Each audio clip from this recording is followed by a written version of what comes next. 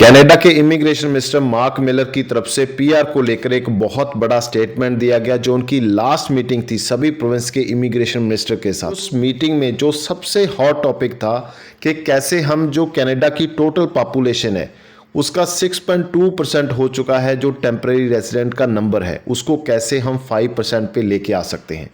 उसके लिए उन्होंने 3 रास्ते बताए। पहला रास्ता कि जो लोग ऑलरेडी कनाडा में हैं, जिनके पास अभी पीआर नहीं है यानी कि टेम्परेरी रेजिडेंट है, उनको या तो डिपोर्ट करो अगर वो एलिजिबल नहीं है। अगर वो एलिजिबल हैं तो कैसे हम उनको जल्दी से पीआर करवाएं ताकि जो टेम्परेरी रेजिडेंट से उनका डेटा निकल सके। थर्ड, जो लोग आना चाहते हैं कनाडा में टेम्परेरी बेसिस पे, उन लोगों पे कैपिंग लगाई जाए। तो ये 3 रास्ते हैं। अगर आप टोटल पॉपुलेशन का कनाडा का जो 6.2% इस समय टीआरवी का हो चुका है उनको कम कर 5% पे लेकर आएँ, तो ये सबसे बड़ा हॉट टॉपिक है। इसीलिए आने वाले समय में कनाडा का पीआर हो सकता है उन लोगों के लिए थोड़ा इजी हो जाए जो कनाडा में हैं, और कुछ लोगों के लिए आने वाले दिनों में डिपोर्ट जैसी सिचुएशन भी बन सकती है। तो इस समय जो इंटरनेशनल स्टूडेंट के तौर पे स्टूडेंट जाना चाहते हैं, जहाँ विजिटर वीज़ा, टूरिस्ट वीज़ा पे लोग जाना चाहते हैं, या वर्क परमिट पे कनाडा में लोग जाना चाहते हैं, उनके माइंड में सबसे बड़ा क्वेश्चन ये है कि कैसे हम कनाडा में पीआर ले सकते हैं। जहां हम क्या अगर कनाडा में as a international student, as a foreigner worker, as a visitor tourist Canada में एंटर करते हैं तो क्या कल को हमें पीआर मिल सकती है, या कौन से ऐसे रास्ते हैं कि कैसे हम कनाडा में पीआर ले सकते हैं। देखिए, सबसे पहले तो मैं आपको पाथ बता देता हूं कि किस तरह से आप पीआर तक पहुंच सकते हैं। सबसे कॉमन पाथ है एक्सप्रेस एंट्री का। अगर कोई भी टूरिस्ट वीज़ा पे जाता है एज ए टूरिस्टर, अगर कोई विजिटर वीज़ा पे जाता है कनाडा में एज ए विजिटर, तो वहाँ पर जाकर ऐसा नहीं कि आप वहाँ पर पहुँच गए और आपका पीआर का रास्ता कंप्लीट हो गया। तो जाने कि आपको अपनी फाइल एक्सप्रेस एंट्री के थ्रू लेके ही जानी पड़ेगी, तभी जाकर आपका पीआर का रास्ता कंप्लीट होगा। कोई एज ए इंटरनेशनल स्टूडेंट के तौर पे कनाडा में जाता है, कोई एज ए फॉरेनर वर्कर के तौर पे कनाडा में जाता है, तो सभी के लिए रास्ते सेम है। सभी के लिए क्या क्या ऑप्शंस है इस वीडियो में डिस्कस करेंगे। इस वीडियो को शुरू करने से पहले हमेशा की तरह मेरी रिक्वेस्ट आपसे रहती है कि अगर अभी तक आपने हमारे इस यूट्यूब चैनल को सब्सक्राइब नहीं किया तो सब्सक्राइब जरूर करें, क्योंकि जहां पर आपको ऐसे ही इंफॉर्मेटिव और अपडेटेड वीडियोस हमेशा देखने को मिलती रहती हैं। सबसे पहले बात करेंगे, अगर आप कनाडा में किसी भी वीज़ा कैटेगरी के साथ एंटर हो जाते हो, यानी कि tourist visa, visitor visa, study visa, work permit, तो उसके बाद आपके पास क्या क्या रास्ते हैं, कौन से स्टेप लेकर आप कनाडा की पीआर ले सकते हैं। अगर मैं टूरिस्ट और विजिटर वीज़ा की बात करूं तो इनका प्रोसेस ऑलमोस्ट सेम है। टूरिस्ट विजिटर वीज़ा में सिर्फ आपको एंट्री मिलती है, आप वहां पर पीआर नहीं हो सकते डायरेक्टली, मगर आप वहां पर जब जाएंगे टूरिस्ट और विजिटर वीज़ा के लिए तो वहां पर आप 6 मंथ तक रह सकते हैं। यानी कि 6 मंथ के अंदर अंदर आपने अपने वीज़ा को कन्वर्ट करवाना है, चाहे तो स्टडी वीज़ा में या वर्क परमिट में, क्योंकि यही 2 रास्ते हैं जो आपको पीआर तक पहुंचा सकते हैं। वर्क परमिट के लिए आपको कोई ऐसा एम्प्लॉयर जो आपको जॉब दे सके, जो फॉरेनर वर्कर को हायर कर सके, जिसके पास लीमिया हो, वो एम्प्लॉयर आपको चाहिए। वो एम्प्लॉयर अगर आपको लीमिया दे देता है तो आप उस लीमिया के बेस पे वर्क परमिट में अपना टूरिस्ट या विजिटर वीज़ा कन्वर्ट कर सकते हैं। दूसरा रास्ता आपके पास रहता है, अगर आप टूरिस्ट और विजिटर वीज़ा के साथ कनाडा में एंटर हुए हो तो आप अपने टूरिस्ट और विजिटर वीज़ा को स्टडी वीज़ा में कन्वर्ट करवा लो। स्टडी वीज़ा में आपके पास क्या ऑप्शन रहती है कि आप किसी कॉलेज यूनिवर्सिटी में जिसके पास डीएलआई हो, यानी कि वो इंटरनेशनल स्टूडेंट के तौर पे आपको एडमिशन दे सके, और उस स्टडी को कंप्लीट करने के बाद आपको पोस्ट स्टडी वर्क परमिट की ऑप्शन हो।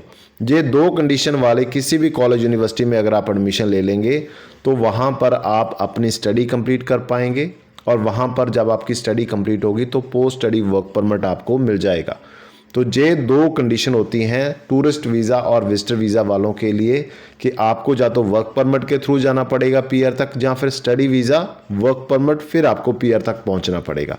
यानी कि सिंपल हो गया, पहले टूरिस्ट वीज़ा, फिर स्टडी वीज़ा, स्टडी कंप्लीट करने के बाद work permit, work permit complete करने के बाद फिर आपका स्कोर काउंट होगा, सीआरएस स्कोर काउंट होगा, और उसके बाद ये डिसाइड होगा कि आपको पीआर मिलता है या नहीं मिलता। जहाँ फिर टूरिस्ट वीज़ा, वहाँ पर एक स्टेप कम हो जाएगा, डायरेक्टली आप वर्क परमिट पे चले जाएंगे, और फिर आपका सीआरएस स्कोर कैलकुलेट होगा ये डिसाइड करने के लिए कि आपको जो पीआर मिल सकता है या नहीं मिल सकता। तो ये रास्ता आपको टूरिस्ट वीज़ा, वर्क परमिट वालों, विजिटर वीज़ा वालों के लिए सेम रहेगा। इसके बाद बात करेंगे जो स्टडी वीज़ा वाले बच्चे हैं, जो as a international student Canada में जाना चाहते हैं। इंटरनेशनल स्टूडेंट के तौर पे जो बच्चे वहाँ पर जाते हैं वो एडमिशन लेकर जाते हैं। पहला स्टेप उनका क्लियर हो गया, वो जाकर वहाँ पर अपनी स्टडी कंप्लीट करते हैं। फिर स्टडी कंप्लीट करने के बाद उनको वर्क परमिट मिलता है, फिर वो अपना वर्क परमिट पे एक्सपीरियंस लेते हैं और स्टडी और जो एक्सपीरियंस है उसके स्कोर काउंट करने के बाद फिर उनका डिसाइड होता है कि उनको पीआर मिलेगा या नहीं मिलेगा। ये सभी स्टेप्स थे जो मैंने आपके साथ डिस्कस किए कि कैसे आप कनाडा में एंट्री लेंगे, फिर कौन से स्टेप हैं जिनको फॉलो कर आप पीआर ले सकते हैं। पीआर लेने में सीआरएस स्कोर बहुत बड़ा रोल प्ले करता है कि आपका सीआरएस स्कोर क्या है। सीआरएस स्कोर के क्या क्या फैक्टर्स हैं, आपका एज हो गया, आपके पास कौन सी डिग्री है, आपके पास एक्सपीरियंस कितना है, आपने आईएलटीएस पीटी जो भी किया उसमें स्कोर क्या है। उसके बाद कनाडा के रिलेटेड कुछ फैक्टर्स होते हैं, आपका कनाडा में कोई ब्लड रिलेशन में है, जहाँ फिर आपने कनाडा में स्टडी किया है, कनाडा का एक्सपीरियंस कितने टाइम का है, स्टडी में डिग्री कौन सी है, आपको फ्रेंच आता है नहीं आता, आप किस प्रोविंस में जा रहे हो, उस प्रोविंस की शॉर्ट ऑक्यूपेशन लिस्ट के साथ आपका कोर्स मैच करता है नहीं करता, आपको पीएनपी मिला है या नहीं मिला, बहुत सारे फैक्टर होते हैं। उसके बाद जो 5 रास्ते हैं कि कैसे आप कनाडा की पीआर तक पहुँच सकते हो, उसमें सबसे कॉमन है एक्सप्रेस एंट्री का। वो सभी के लिए जनरल अभी 549 का जो अभी लास्ट ड्रॉ आया, जो बहुत बड़ा है और इतना स्कोर कंप्लीट कर पाना बहुत मुश्किल है। उसके बाद कुछ ऐसे जो ड्रॉ हैं जो स्पेशल एक कैटेगरी के लिए, जैसे हेल्थ केयर का हो गया, फ्रेंच लैंग्वेज का हो गया, एग्रीकल्चर का हो गया, उसके बाद आ जाता है ट्रेड ऑक्यूपेशन का हो गया, स्टेम ऑक्यूपेशन का हो गया। ये स्पेशल कैटेगरीज है। अगर आपकी प्रीवियस स्टडी, आपका एक्सपीरियंस इन ट्रेड्स में आता है, इन कैटेगरीज में आता है, तो आपको थोड़ा सा कम सीआरएस स्कोर होने के बावजूद भी जो पीआर है वो मिल सकता है। यानी कि ये 5 ऐसे रास्ते हैं, 5 कैटेगरीज हैं जिसमें अगर आप बिलोंग करते हैं तो आपको पीआर इजीली मिल सकता है। उसके बाद ये तो हो गया जनरल और जो ट्रेड का। उसके बाद आ जाता है अगर आप किसी स्पेशल प्रोविंस में जा रहे हो और उसकी शॉर्ट ऑक्यूपेशन लिस्ट के साथ आपकी प्रीवियस स्टडी और एक्सपीरियंस काम करता है और प्रोविंस आपको पीएनपी दे देता है, तो उस कैटेगरी में आपको 600 सीआरएस स्कोर मिल जाता है और आपको बहुत ईजिली पीआर मिल जाती है। बहुत सारे ऐसे प्रोविंस हैं जहाँ पर आपको पीएनपी मिल सकता है अगर आपकी जो प्रीवियस स्टडी और एक्सपीरियंस उनकी शॉर्ट ऑक्यूपेशन लिस्ट के साथ मैच करता है। फिर कनाडा में कुछ ऐसे पायलट प्रोग्राम चलते हैं, जैसे अटलांटिक इमिग्रेशन प्रोग्राम है। वो ऐसा प्रोग्राम है कि कुछ प्रोविंसेस जो अटलांटिक में आते हैं वहाँ पर अगर आप अप्लाई करते हैं तो वहाँ पर भी आपको इजी पीआर मिल जाती है। ये भी एक रास्ता है। अगर आप किसी ओंटारियो, ब्रिटिश कोलंबिया जैसे प्रोविंसेस में पीआर लेने में आपको प्रॉब्लम आ रहा है तो आप वहाँ पर जाकर भी अपना पीआर ले सकते हैं। दूसरा 4th नंबर पे आता है कनाडा का एक ऐसा सिस्टम जिसमें rural and north immigration pilot program है, जिसको RINP बोलते हैं। ये ऐसे एरियाज़ हैं जो थोड़ा रूरल हैं, वहाँ पर भी अगर आप जाकर अपना जो अप्लाई करते हैं तो आपको इजी पीआर मिल जाती है। उसके बाद लास्ट में आ जाता है एग्रीकल्चर रिलेटेड जो भी काम है उसके रिलेटेड अगर आप अप्लाई करते हैं तो वहाँ पर भी आपको ऑप्शन मिल सकता है। वो डिपेंड करता है आपकी प्रोफाइल पे, आपके सीआरएस स्कोर पे, आपकी प्रीवियस स्टडी पे, आपके एक्सपीरियंस पे कि आप किस कैटेगरी में आ सकते हैं। यानी कि कनाडा में अभी भी बहुत सारे रास्ते हैं, आप इजीली पीआर ले सकते हैं, मगर उसके लिए आपको थोड़ा सा स्मार्ट वर्क करना पड़ेगा, हार्ड वर्क नहीं।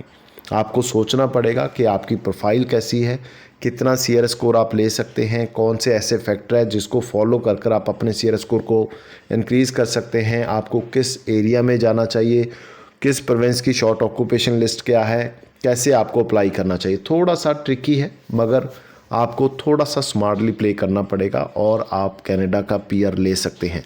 आने वाले दिनों में जो टेम्परेरी रेजिडेंट है कनाडा में वो ऑफ कोर्स कम होंगे, क्योंकि आने वाले दिनों में इलेक्शन आने वाली है कनाडा में, तो उसके चलते जो ट्रूडो गवर्नमेंट है उस पर बहुत बड़ा प्रेशर है। जो लोकल पॉपुलेशन है वो चाहते हैं कि वहाँ पर बहुत ज़्यादा जो स्टूडेंट हैं, वर्कर हैं, वो ना आए, ताजो सभी के लिए काम की ऑप्शन हो। और उसके लिए ही स्टूडेंट वीज़ा को कैपिंग के अंडर लेकर आया गया, वर्क परमिट को अभी जो टेम्परेरी रेजिडेंट में विजिटर वीज़ा, टूरिस्ट वीज़ा, इन पे भी कैपिंग की बात कही जा रही है। बहुत सारे लोगों को डिपोर्ट किया जा सकता है जो एलिजिबल नहीं है, जिन्होंने कुछ ऐसी गलतियां कर ली है जिसके चलते वो आने वाले दिनों में भी पीआर नहीं हो सकते। और कुछ लोगों को जल्दी पीआर भी मिल सकती है, ये भी एक बड़ी न्यूज़ है। बहुत सारे लोगों ने जिनको लगता था कि हमारा पीआर का सफ़र पूरा नहीं होगा, उन्होंने असाइलम डाला हुआ है, उनको डिपोर्ट नहीं कर सकते।